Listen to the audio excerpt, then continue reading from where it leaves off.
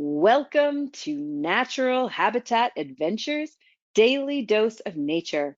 I'm your host, Sunny Vanderstar. Today's topic is For the Love of Peat, Conserving One of Earth's Most Remote Ecosystems. And it will be presented by our fabulous NatHab expedition leader, Charlie Reinertsen. Charlie, thank you for being here today and presenting some more of your fabulous talk about peat. Let's do this. Thank you, Sunny, and welcome everyone. Thanks for tuning in for a little bit of a different daily dose of nature because we're going to dive into an ecosystem that we don't often spend a lot of time exploring because it's a very remote ecosystem and it's also fairly inaccessible. These places are buggy, they are in fairly challenging areas to reach in the world, and they're not ones that are safe or good for the ecosystem to walk across. And so this presentation is one of the ways that we can transport you into our peatlands and start to talk about the importance of this ecosystem for both biodiversity as well as climate change solutions. So just to give you a quick rundown of what we'll be talking about today, I'll introduce myself and talk about my work in photography and education. Then we'll dive into a little bit of peat 101. So learning what is this ecosystem, what is peat, and where can you find it? And then we'll dive specifically into northern peatlands, which can be found essentially from the Adirondack Park, which is where I am in upstate New York, extending all the way through most of Canada. And so there are a few trips where you'd be able to see peatlands, but this is not necessarily an ecosystem that is a focus for Natural Habitat Adventures or World Wildlife Fund, and that's because it is tough to reach. With that said, if you are going on one of the trips that goes into Canada, one of the bear trips or the Churchill trips, this is an ecosystem that is present, and it would definitely be something that would be discussed as well. So my pathway to this world that I'm in now, between straddling the worlds of photography, education, and scientific research, really started with research of softshell turtles. So I spent a number of years essentially looking at the conservation genetics of softshell turtles, and I was trapping these turtles in the Mississippi watershed. And while I was doing that, I was obsessed with trying to take pictures and catalog all of the creatures that I was coming across and other people's research projects as well. Here I'm with a saw-whet owl where we were banding these owls and doing some studies about the population health.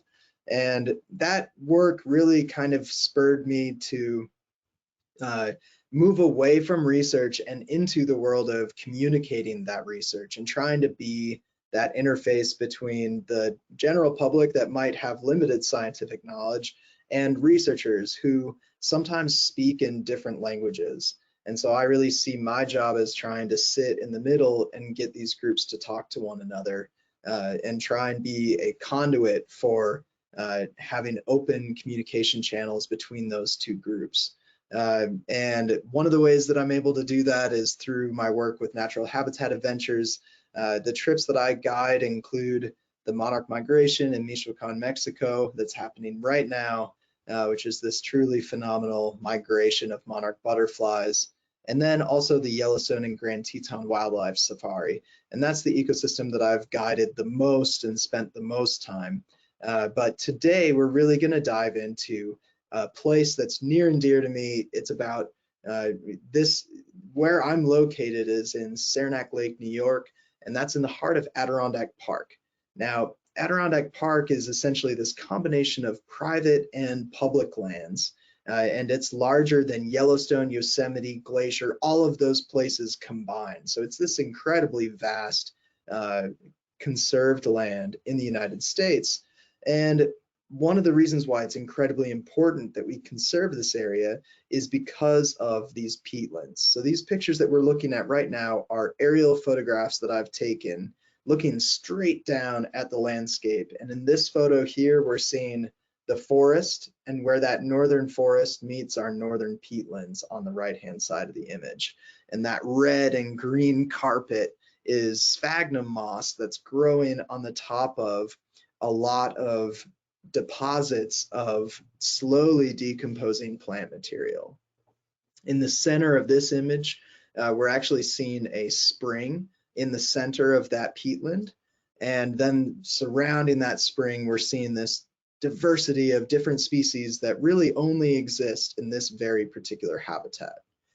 But to understand what a peatland is, we really need to think about geologic time, because peatlands started to form at the end of the last ice age. So here we're seeing a picture on the left of a canyon in the Tetons, which you'd be able to see a scene kind of like this if you went on a Natural Habitat Adventures tour in Grand Teton.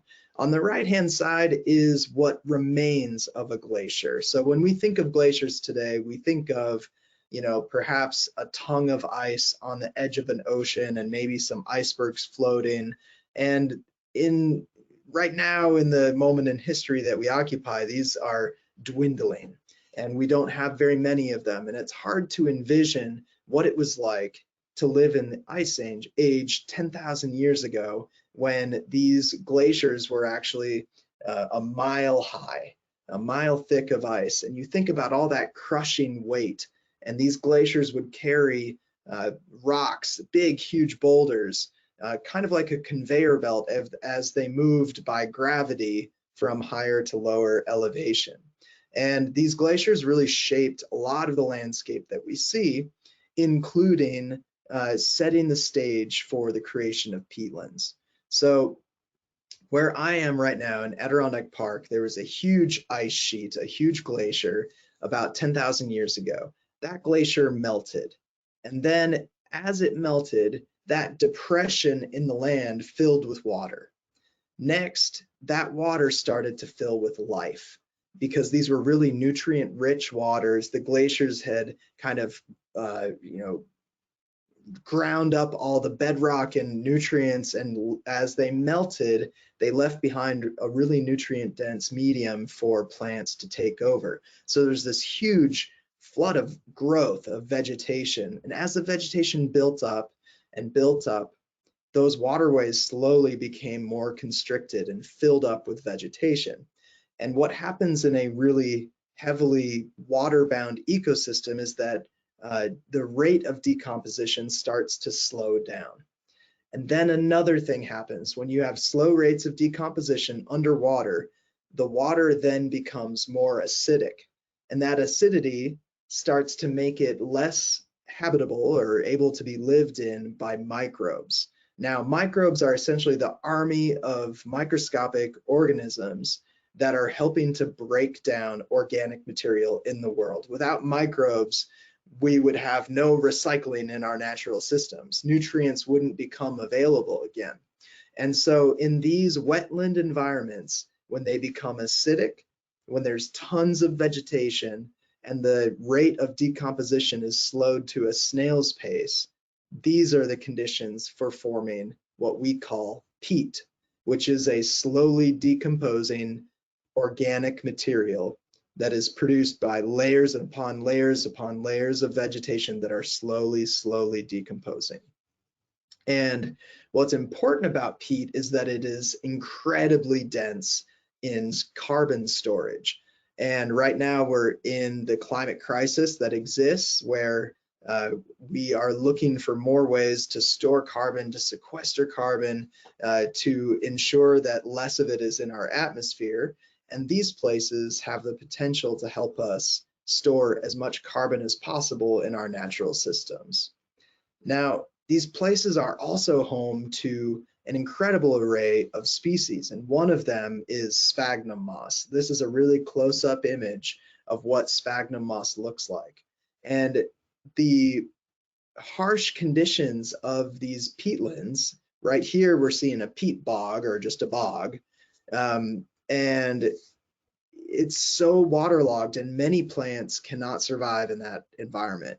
Sphagnum moss is highly adapted to it. It can actually hold up to 20 times its weight, or even more than that, in water. whereas most plants would die because they're oversaturated and their roots don't have the proper cycling that they need for air exchange. But this creates an environment that's giving a home to organisms, both plants and animals, that cannot exist anywhere else. So this image kind of helps bring this idea home, because where did we start? Peatlands all start with glaciers.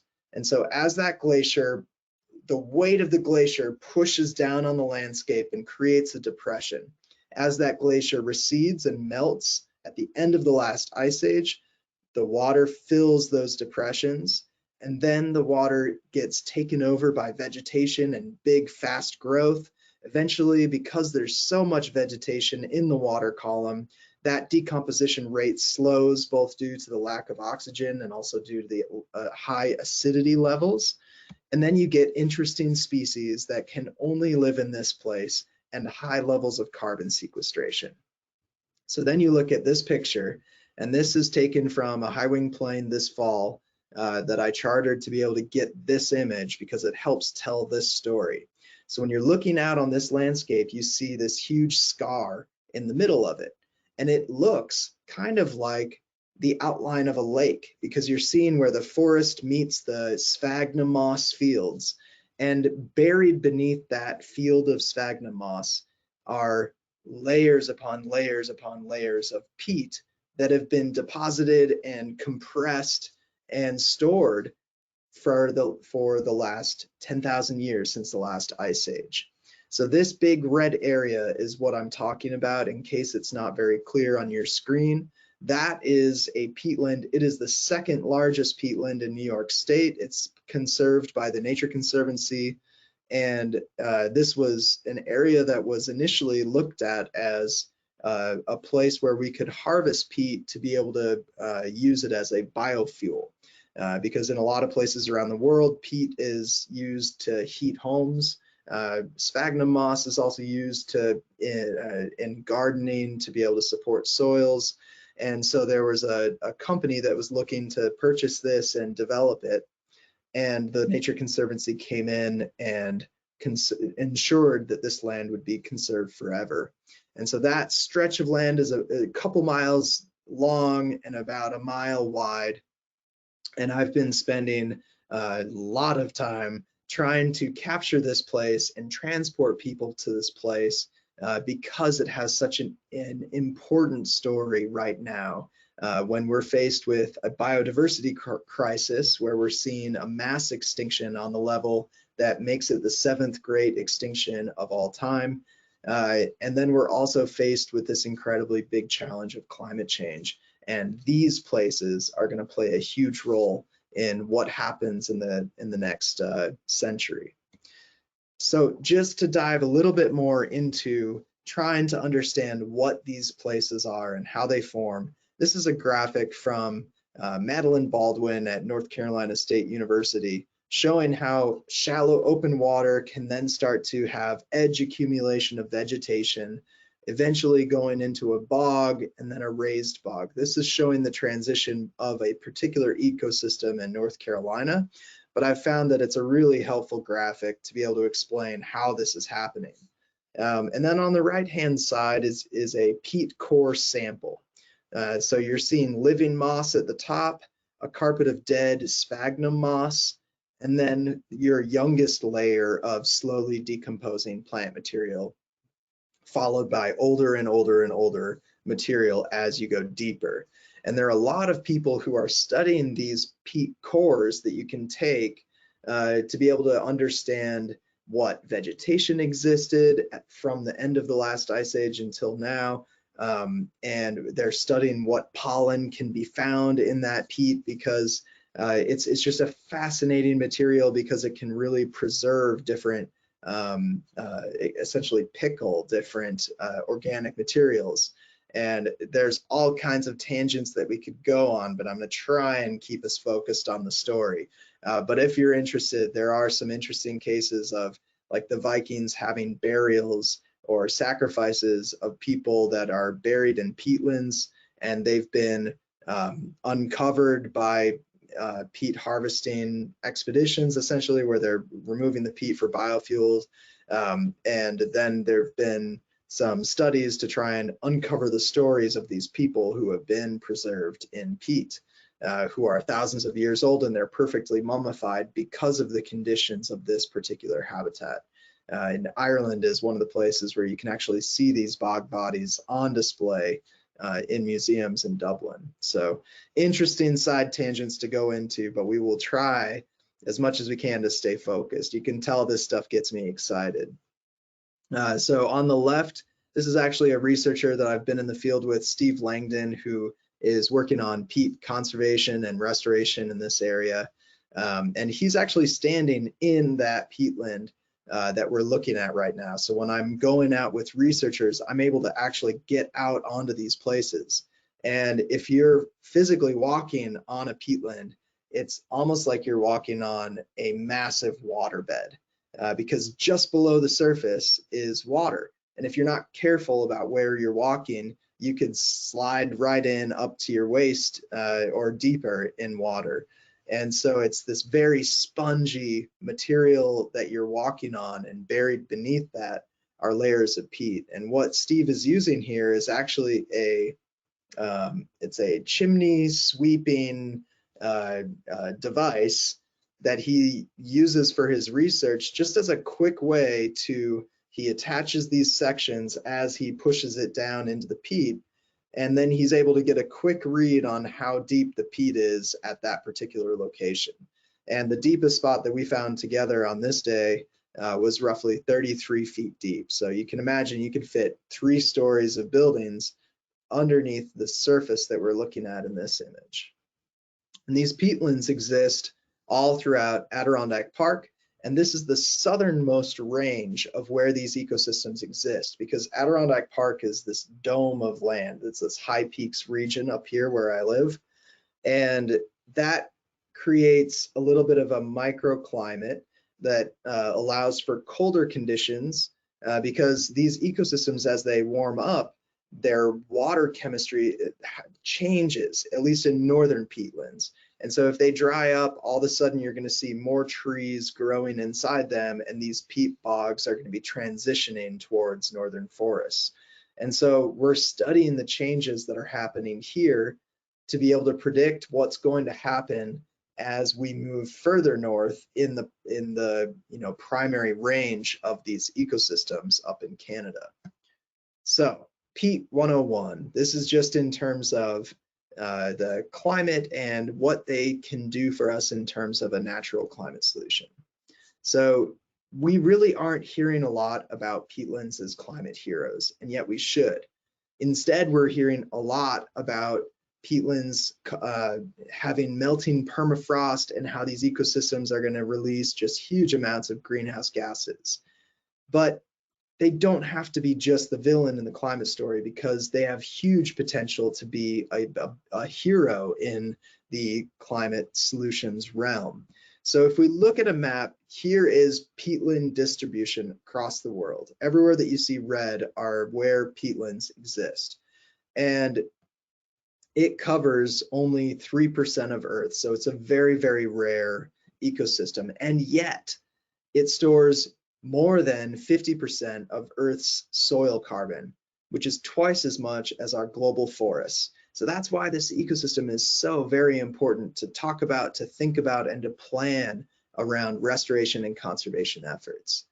Now, these peatlands help the climate crisis because they are one of the strongest climate solutions available to us in the realm of natural solutions. So I've talked about this on previous webinars, but the Project Drawdown is one of the places that has a comprehensive list of scalable solutions that can be put in place today to be able to keep us below that 1.5 degrees Celsius that would be devastating for our world to experience.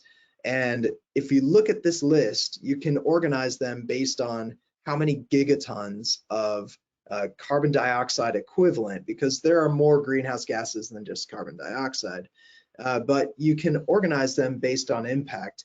And if you organize them by impact, peatland protection and rewetting is among the top 20 most effective climate solutions we can put in place. Now, In some ways, that's not important because we're going to need every single solution on this list implemented as quickly as possible to be able to keep our planet at a livable climate. But this is also important to note that you can sequester 25.4 gigatons of carbon dioxide equivalent by protecting and rewetting peatlands throughout the world. How does that work? Essentially, in a nutshell, this is a nice helpful graphic from Project Drawdown to understand this.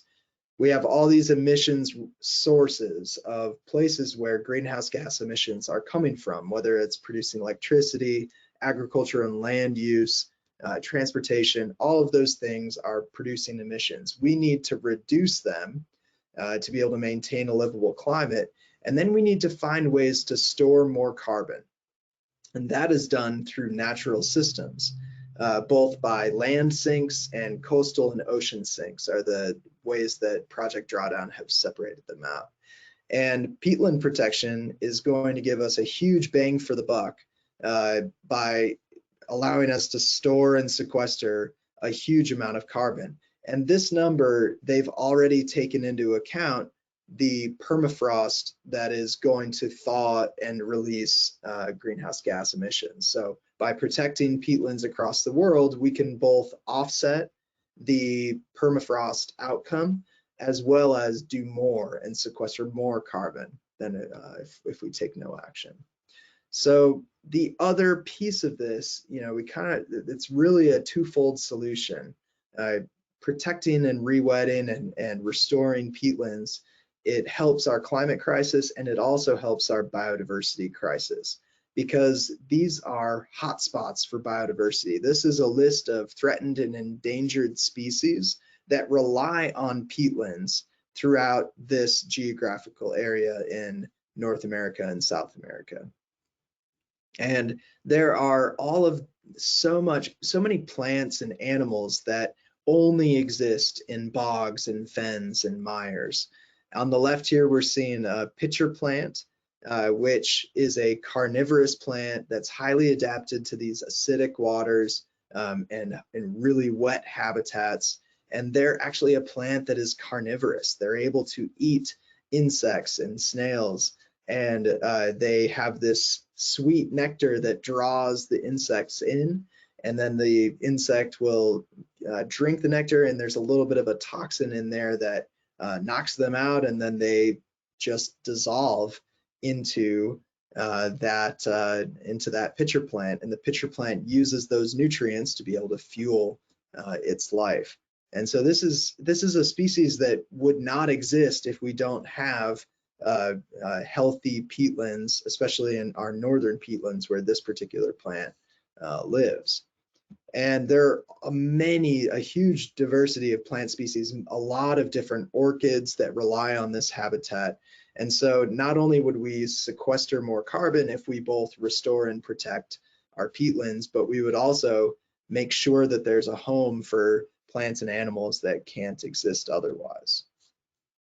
So here's a picture on the ground that kind of gives you a little bit more of a sense. It's kind of like being on a moonscape when you're in these places. And this picture was taken in the fall when the sphagnum moss, sections of it are this deep, deep, deep red. But there are actually places that you can find red sphagnum throughout the summer as well. Essentially, in my experience, being in these ecosystems, you can find basically any color of the rainbow by exploring the sphagnum moss of these peatlands. So just to give you another idea of where this work is before I share more pictures, we're looking at our northern peatlands in this photo. So it extends essentially from little dots in New York State, northern New York State, and then there's this huge swath through Canada. And that's this particular ecosystem that I'm focusing my work on. Here's a little ring showing where Adirondack Park is located. And then ultimately, a lot of my work has been done at Spring Pond Bog in partnership with the Nature Conservancy. And this is the particular location. And I've worked with them because getting permission to be able to fly a drone is incredibly hard within the boundaries of Adirondack Park. There are a lot of laws against it because it is forever wildland where motorized access is prohibited. And working with private landowners like conservation groups allows you to be able to fly drones in this area, because that aerial perspective brings this ecosystem to life. Without being able to fly a drone or get a camera in the sky in one way or another, it's very hard to communicate the scale of these ecosystems, the beauty of these ecosystems, and hopefully to help inspire people to then support peatland restoration and protection. So when I go out to this location, I park on this dirt road. It takes, probably an hour and a half to get there from my house. And then I hike out onto this, essentially a peninsula that extends out into the peatland. And then there I launch my drone. And there's a lot of debate around when is the proper use of drones and should drones be used. And in this particular case, I'm a huge proponent of it because it allows you to experience and provide an experience to people in an ecosystem that otherwise you would damage it if you're actually walking on it. So like I said, I've had an opportunity to get out on these places with researchers who have permits to be able to walk out and explore the peatlands for the purpose of their research. Otherwise, I'm limited by plane or by drone and by hiking around the forest to be able to try and get different perspectives on this land. So this whole shot is a satellite image, and you're seeing in the center this red area. That's the sphagnum moss that's actually giving off that color. And this is another view of that peninsula that juts out into the peatland. And this was taken in October when the sphagnum moss was kind of dying back. It doesn't go fully dormant throughout the winter, but it does kind of die back and go to a more subdued set of colors. And this is the location where most of the time I'm using my drone from that location to be able to tell the story of this place. So at this point, I would love to stop sharing my screen so that I can show a quick video. It just helps to give a better sense of what these places are like, and I really want to try and transport you to this place. So let me just share this. And the buffering might take just a moment and the audio might not be perfect. So when I'm done sharing this, I'll put the link in the chat so that you can watch this on your own and high as quality as possible. They purify the water we drink. They keep our planet cool by storing vast amounts of carbon. But one thing is certain, if we don't grow a fan base for our global peatlands, these ecosystems and the biodiversity that they nourish may not persist in a changing climate.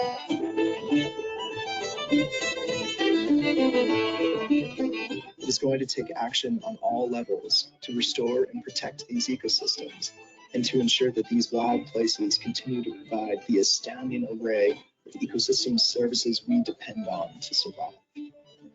My work strives to bring one of the greatest climate solutions of our generation into the spotlight, to uncover the mysteries that our peatlands hold, and to ignite a sense of wonder for one of the wildest places on Earth. Welcome to our northern peatlands.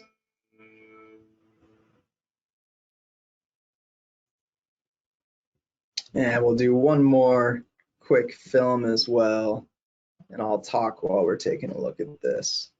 So here we're seeing essentially footage that was taken in July. So there's a mix of green and red and yellow, kind of gold sphagnum moss, and then we've got these springs that are dotting the peatland. And these springs, to me, they just have so much personality. And as I've spent more and more time in these areas documenting this, they've kind of taken on their own personas, and I've started to get some compositions that I really like. I'll be exhibiting a lot of this work at an upcoming exhibition at The View, which is in Old Forge in New York. And I'm really excited for that because getting to print these images on a large scale just kind of brings the drama of this place. And just from an artistic perspective, it's been so interesting because my work in Wyoming and in wildlife prior to this is very kind of elegant, simple, like trying to get images that are not very complex. And peatlands have really pushed me because it's this riot of color, and it's these kind of dynamic compositions that it's hard to create something that's kind of simple and elegant. And so it's kind of pushed me into this new art form.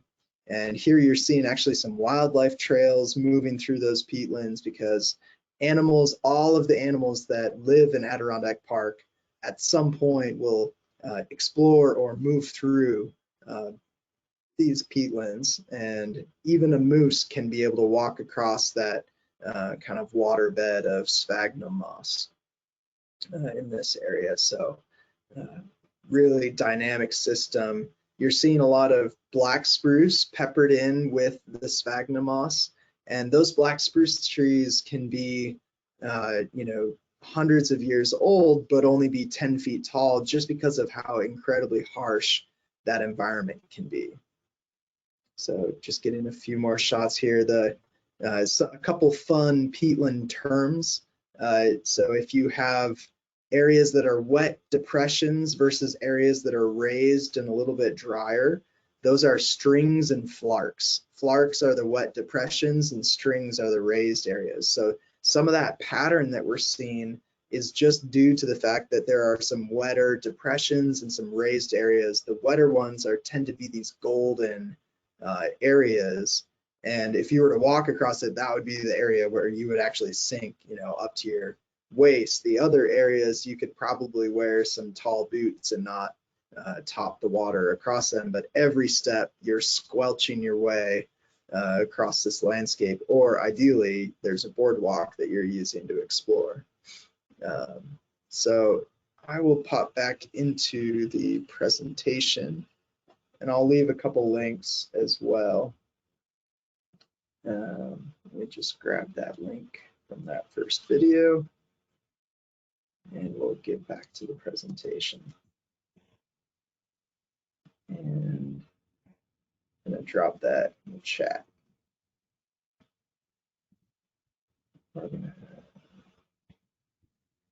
Great.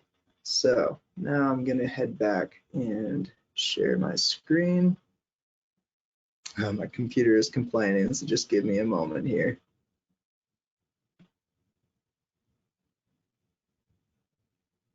There we go. All right, so now these pictures might make a little bit more sense now that we've had some of that video footage. And this is the actual trail that I used as I'm heading out there, and the peatland on the right, and some of those strings and flarks that I was talking about, wet areas and raised areas. And those create kind of different micro environments where in the raised areas, you're going to see a slightly different variety of sphagnum moss or even different species of plants. And in those wet depressions, you'll see another variety. So it's all these little small habitats within this larger bog. Here you're seeing just that fascinating pattern of where the sphagnum meets the water. And I've been playing a lot with, you know, how the clouds are reflected in that body of water, trying to find the most dramatic composition possible. And these waters are can be very deep. There's actually a researcher who has gone and scuba dived into these bodies of water and gotten down about 25 feet down in the water column before it was just so thick with organic material that the person just didn't feel safe in continuing to go any further. Here we're seeing just another angle of that same body of water. And this is one of the springs that I just find so captivating and just so interesting to look at. On the far left-hand side, you're seeing wildlife trails that are moving through, and the stringing and flarking that's happening here just creates for some really interesting patterns. This is a long shot giving a perspective of the whole length of it. So you're seeing those 3 springs dotting it, and then in the far distance, you're seeing that peninsula that I'm using to be able to launch the drone and get these photographs. And here's that sphagnum moss, and This is one of the key components of our northern peatlands. Without this, we might not have enough vegetation to be able to support the accumulation that's needed to be able to then generate peat. And again, a fun fact here is that in World War I, sphagnum was used essentially as an antiseptic bandage on wounds because it has such a huge capacity to be able to absorb liquids, and it also has antiseptic properties as well. And some of these colors are just they're really challenging me to try and get it as true to life as possible. You know, this aqua pool of water in this particular flark just is iridescent in comparison to the surroundings, and you know, it really feels to me kind of like the it's almost comparable to the Grand Prismatic in Yellowstone National Park, which gets so much attention, and yet these places, these peatlands, often don't get attention. And part of that is we have a lot of language around mires, you're in the mire, or you're swamped with work. And all this language around wetlands being negative can actually be detrimental towards trying to conserve these places. And of course, on all these trips, even on this one in October, I was being bit by black flies. And here you're seeing this amazing transition between a forest in full fall color over to the sphagnum moss in fall color as well. And you've got that band of orange sphagnum transitioning to the band of red sphagnum. Yeah, this is one of my favorite shots so far. This fall, I was able to get out just after the first snowfall, and I was able to get out on a high wing plane to be able to get some shots of what it looks like, and just get a little bit of a higher perspective, because often these the drone can only go up to 400 feet above ground level, and so being in a plane was able to get a much higher perspective. So take a look at this circled area. I'm about to change the composition and look straight down on that same location. And so here you're seeing that same exact spot, just top down. And notice how this was taken within probably 20 seconds of each other. So it's the same light conditions. It's just that the light is hitting at a different angle as it enters the camera sensor.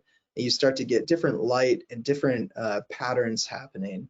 And I love this composition of looking straight down, but it's sometimes just kind of abstract and very hard to understand. So I'm trying to make sure that when I take pictures like this, that I pair it with a picture like this to understand the context of what you're looking at. So just alternating between those two things, that's the same exact place, just looking straight down versus actually composing the picture within. And you're actually seeing that wildlife trail along the far left side running out to those woods in the distance. And here we're seeing some beautiful fall color, the tamaracks. There are a few tamaracks interspersed with the black spruce, and they go into full yellow color in the fall, which just makes for some very beautiful compositions. And if you can catch the last light in a peatland, it's a really, really beautiful time to be there. So that rounds out to the photos that I really wanted to share. And you know, I'm describing this project in monthly installments in a publication that I'm putting together. You can go to twoline.com to find that. But just before we close out, I just want to talk a little bit about, okay, so we know that peatlands are important. We know they protect biodiversity. They help cool our planet by storing huge, huge, huge amounts of carbon. But what can we do to protect them? You know, the biggest threat to peatlands is degradation for agriculture, forest lands, fuel, infrastructure. And so we've essentially, at this point in time, we've degraded 15% of the world's peatlands. And about 50% of that was for agricultural use. And there are a lot of areas, a good amount of areas, where that agricultural land is no longer in use. And if we did a few fairly cost-effective restoration efforts, we'd be able to transition that agricultural land back to peatlands. And there are a couple of studies as well looking at what types of agricultural crops or efforts could we pair with peatland restoration, so that not only are you getting the benefit of carbon, but you're also finding a way to help the global food basket. So again, these stats are from Project Drawdown, who is a leader in the field of kind of communicating around climate solutions and doing the research to find what's possible. But peatland protection has a lot of benefits. So not only would we get carbon sequestration and biodiversity protection, they would also help preserve the land, prevent forest fire. This is a huge one because we've been seeing year after year after year, especially in Canada, there's been extreme forest fires. And part of the driver there of why they're so extreme and there's so many is obviously because of the changing climate and the drought conditions, but also because there are a lot of degraded peatlands that typically would help control forest fires. So as the forest fire hits the peatland, if that peatland is healthy and has a good water table, often the fire would die. But if the peatland is dry because it's been drained for agricultural use or otherwise, it actually serves as an accelerant for that fire. And you can have underground fires burning in peatlands because they are a really great fuel. And so it's very important that we start restoring our peatlands for these other benefits as well. And in terms of what a person can do if they're interested in supporting peatlands, one is just learn about them. Do exactly what you're doing right now and try and share with others that this ecosystem exists, or find out where there might be a peatland or a bog or a mire that you might be able to visit. Because at least in the eastern seaboard of the United States and through the Midwest, there are a lot of conservation groups who have preserved these areas and have boardwalks where you can explore and have a chance to be able to see some of those carnivorous plants or other types of plants. And also Project Drawdown suggests being able to seek out products that are produced sustainably or have a statement around whether or not they're supporting peatland protection or restoration. And then also thinking about supporting organizations who are doing the work of conserving these ecosystems. So again, if you want to follow along with the work that I'm doing in this area, the Northern Peatlands Project, you can go to twoline.com/tracks. And this is what it will look like. You'll be able to check out some stories and see some of the images that I shared today. You can follow me on Instagram at @2linestudio, and feel free to reach out by email or send me a note. Let me know what you thought of the presentation, or give me some tips or fact check me. And thanks so much for tuning in, and I really appreciate your time. And I'll open it up to some questions as well. Thank you. Charlie, thank you so much. I am really glad that you found that you have this talent to connect the scientists with us lay people, and you are definitely increasing the peatland fan base exponentially with your talks. We do have a lot of questions, but I want to remind everyone that they can submit their questions via the questions field in the control panel. Okay, we've got a variety today. These are some good questions. Are any Scotch whiskey companies utilizing the peat in this geographical area to make whiskey that you're aware of? Very good question. I don't know if they're using any of the peat in this area. So this is an area that I want to research more in terms of like, how can we sustainably harvest peat? Because there are some products like Scotch, and then we also use a lot of sphagnum in horticulture and gardening. And so I think this is an area that I need to spend more time educating myself in terms of, is there anyone out there that's doing it sustainably? And what does that look like? And is there anyone essentially creating parameters for sustainable harvest. If not, that would definitely be an area to explore. But in terms of the northern peatlands, I don't know if anyone's harvesting those specifically for Scotch. But I do know that in terms of like the impact of different industries, the production of Scotch is minimal in comparison to a lot of the biofuel is the real concern of going in and essentially removing all the peat from a given area to then have it be biofuel. So that's the bigger conversation because of how it's being used and then being directly released to the atmosphere. That's a good question. I'll have to do some more reading on that. Are there any areas in the world where peatlands are currently being formed? Yes, absolutely. So this is an interesting one.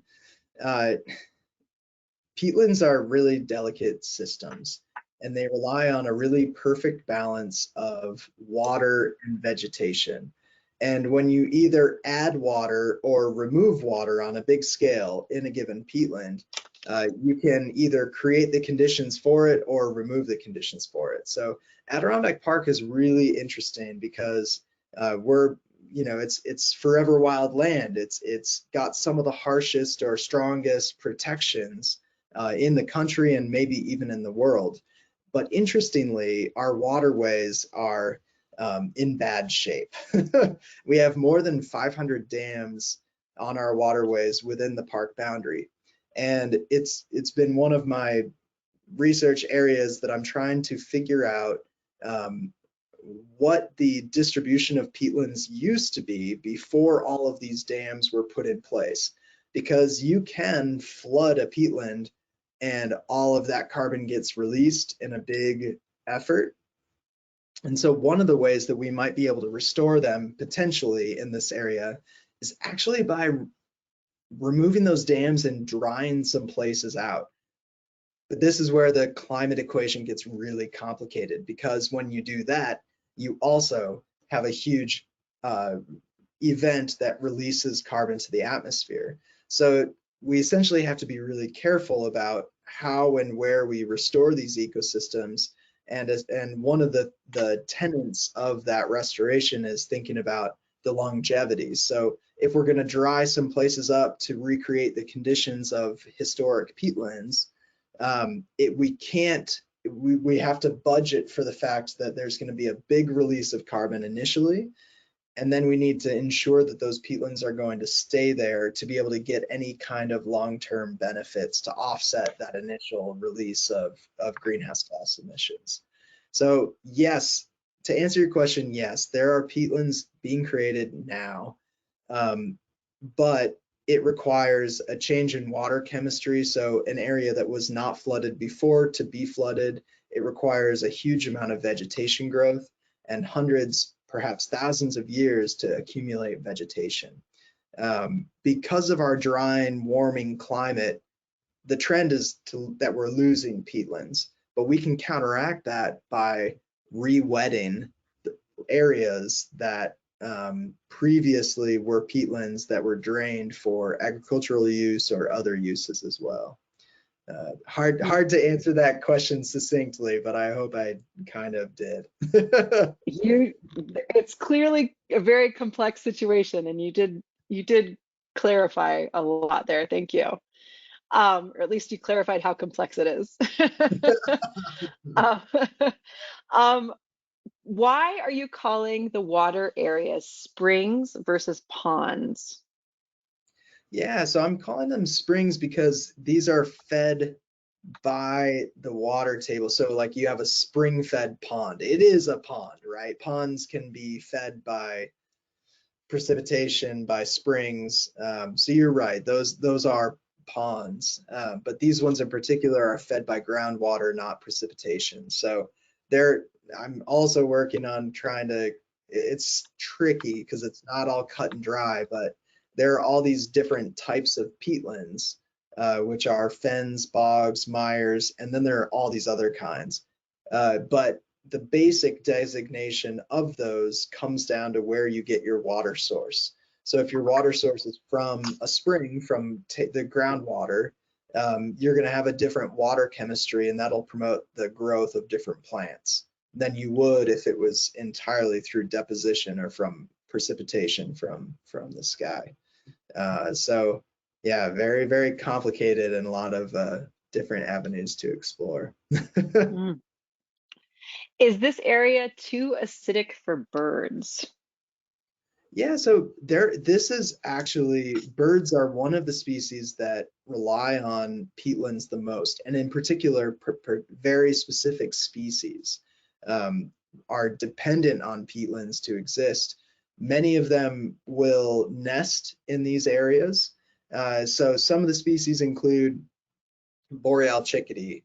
Another one is the black-backed woodpecker, as well as the gray jay. Those species rely on these ecosystems really heavily for food availability, because a lot of our insect catching birds love peatlands because they're so rich in bugs. Anyone who's spent any time in a peatland between the months of May and October knows that they're going to get carried away by mosquitoes and black flies and everything that bites and takes your blood. So it's you want to go with bug nets and be prepared for that. And just the question about the acidity in the water. So birds and animals, to our research and knowledge, are really not that impacted by the acidity of the water. And part of that is that most likely they're not getting all of their water from that. They're also getting it from streams and in surrounding areas. So the acidity is really just a concern for the plants that are growing that have constant contact with that water. So the plants that do have to have specific adaptations that allow them to be able to survive in the wet and acidic conditions of these peatlands. Okay.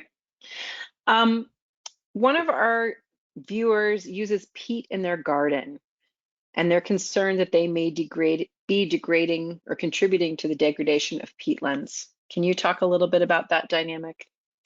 Yeah, so the sphagnum that we use, the sphagnum moss that we use in gardening is really great for gardening because it holds so much moisture, so it kind of controls the moisture, so it prevents growth of mold.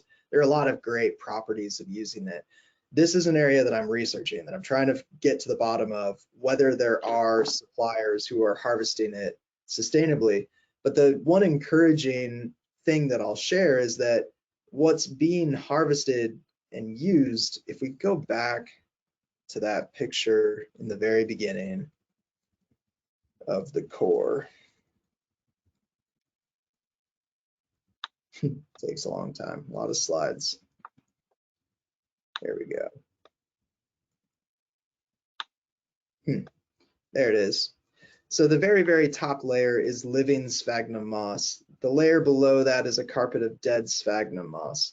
So depending on, just like anything, right, there's potentially a way to harvest that sphagnum moss that is used in gardening in a way that does not cause any major impacts to the larger ecosystem. So again, there's a huge ecosystem role that sphagnum moss is providing.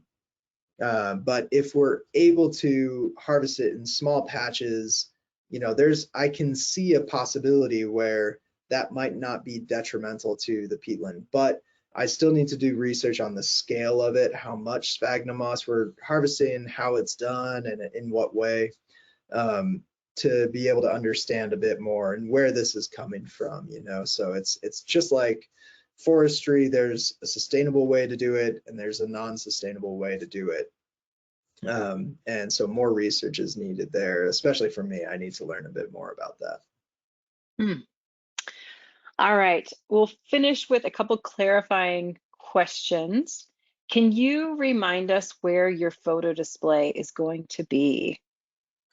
Yeah, so I'll be exhibiting from It'll be June 6th until July 20th at The View in Old Forge, New York. So that's in the Adirondacks. It's about an hour from me. And I'll be sure to, share that exhibit online as well for folks who are not in the area. But that'll be coming up this summer. I'm working on printing those now. Excellent. And then the link that you put in the chat, or that I forwarded to the chat, I have not checked this yet, but one of our viewers was seemingly very excited about it and has already checked it, and it does not appear to be the correct link. Can you just double check that so I can share it? Yep, that is not the correct link. All right, that's funny. All right, Vimeo.com. 2 lines. So I also run a weekly open mic night, and that link somehow grabbed a different video from my Vimeo account. Let's see, 2line.com. So if you go to vimeo.com/2lined, you'll find my Vimeo account. And then welcome to the Northern Peatlands Project is the correct video. They purify I just water we put that drink. They keep our planet. over to you, Sunny. Put that in. All right. Yep, that's a different number. You can enjoy the Hoot Nanny if you like. Do you play or sing, or what do you do at open mic? Sing, yep. That's excellent. Maybe we'll have to incorporate that into your next webinar. Yeah, exactly. Oh man, well, thank you again. We are learning so much about peat, and like I said, becoming very big fans. It's an important thing for us to know about. So thank you for bringing it to us. I'm going to turn it back to you for closing comments. All right, thank you everyone for tuning in. If you made it through the end of the webinar, you're definitely part of the growing secret society of peatland enthusiasts. So thanks for spending time with me today, and tune in later this month for some more webinars with me. So thank you. Excellent. I want to thank everybody who tuned in and who submitted such insightful and thoughtful questions. Please join us again tomorrow for our next Daily Dose of Nature. You can check out this week's lineup, including registration links, on our website at nathab.com/webinars. We did record today's presentation, and we will have the replay available on our website soon. With that, I'll conclude the webinar. Have a wonderful day, everyone.